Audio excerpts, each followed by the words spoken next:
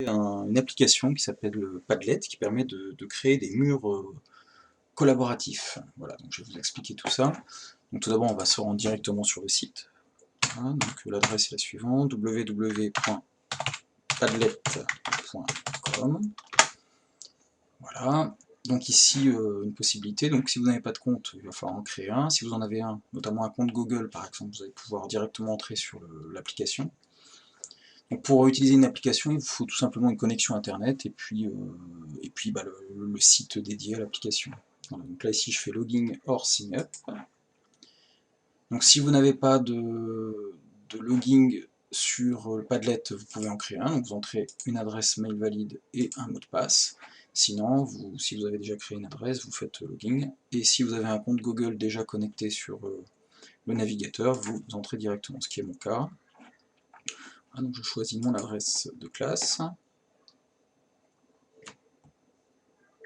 Voilà, donc je suis connecté à partir du moment où j'observe là ici cet ensemble de 4 icônes. Là c'est l'icône de déconnexion, là pour voir l'ensemble de vos murs, là pour voir la configuration de votre compte, et ici pour créer un nouveau mur. Donc juste petite explication de Padlet, c'est un outil donc collaboratif en ligne qui permet de créer et de partager des murs virtuels. L'utilisation est très simple, comme vous allez le voir. On insère des blocs d'informations en tapant un titre, un texte et en insérant un document. Donc on peut mettre du son, des images, de la vidéo.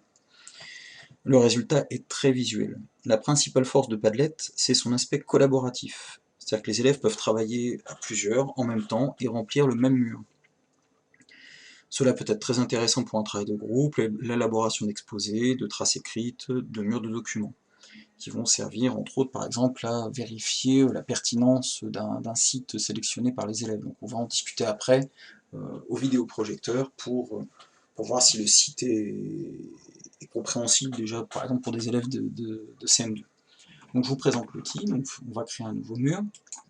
Donc on clique sur plus ici, comme ceci. Voilà, donc ici vous avez votre espace, on va d'abord un petit peu le personnaliser. Donc je vais faire modifier le mur, comme ceci, et je vais le nommer la respiration. Voilà, créé par les CM2A, voilà, comme ceci. Je vais pouvoir mettre un petit icône ici, alors j'aurais pu mettre des poumons, on va simplifier un peu les choses. Je peux changer le fond d'écran, donc entre autres je vais mettre voilà, quelque chose d'uni pour qu'on puisse bien voir les différentes... et puis je vais fermer l'onglet de droite, comme ceci. Alors donc pour ajouter une vignette, je double-clique tout simplement, et là par exemple je vais mettre vidéo, voilà, comme ceci. Donc je vais créer une petite icône que je vais pouvoir déplacer, j'aurais pu ajouter des informations supplémentaires, la consigne par exemple, place une vidéo qui te semble compréhensible, enfin voilà quoi. Et là j'ai déjà sélectionné une vidéo, donc YouTube entre autres, donc j'attrape tout simplement l'adresse, j'ai effectué une recherche au préalable, et ensuite j'attrape l'adresse directement que je vais glisser sur mon Padlet, comme ceci, tout simplement. Pareil, je vais pouvoir nommer ma vidéo, voilà, et puis, mettre le groupe, par exemple, je peux modifier, par exemple c'est le groupe 1 qui a trouvé cette image, etc. Je vais pouvoir faire la même chose donc, pour tout ce qui est image. Voilà. Là j'en ai sélectionné une, alors une intéressante justement où c'est écrit en anglais et puis peut-être un petit peu complexe, on voit que c'est l'encyclopédie Britannica. Donc pareil, je sélectionne l'image, je l'attrape et je la glisse directement dans mon Padlet comme ceci, je vais pouvoir la nommer. Donc après vous allez pouvoir discuter en fait de la pertinence des sources, des traces trouvées. Est-ce que d'abord est-ce qu'on va mettre l'origine, la source, voilà. Une fois que le mur est terminé, donc on peut de la même manière aussi mettre directement des sites. Un site pour enfants, Wikidia par exemple, mais on va pouvoir aussi laisser les enfants aller sur Wikipédia, prendre un article, ils verront que c'est difficilement compréhensible pour eux, donc on éliminera certainement cette source-là. Donc ensuite, une fois que le mur est terminé, vous recliquez là ici sur sur la petite molette, comme ceci, et là vous allez dans Privacy. Alors là, en fait, le mur était ouvert de façon à ce que tout le monde puisse écrire dessus, uniquement aux personnes qui disposent du lien, donc à vous en amont d'avoir procuré le lien à vos élèves, soit écrit au tableau, donc là c'est cette adresse-là, soit partagé par mail s'ils ont une adresse mail.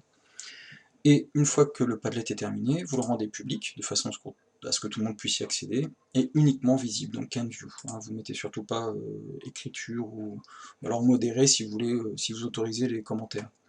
Voilà, une fois que c'est fait, vous submit, vous acceptez, et ensuite vous fermez le Padlet. Donc pour vous faire voir un petit peu des Padlets réalisés par des élèves de CM2, voilà, donc quelques murs, par exemple si je prends Napoléon, voilà, donc ils ont été chercher différentes ressources. Là, on voit une carte mentale, on voit les différentes guerres napoléoniennes sous forme d'icônes, des cartes, des sites, notamment là ils ont été chercher directement le site de la classe, des images qu'on va pouvoir réutiliser. Par contre on observe là qu'il n'y a pas les sources, donc ça peut être assez, ça peut être pertinent de dire bah voilà, quelle est la source de ton image. Voilà.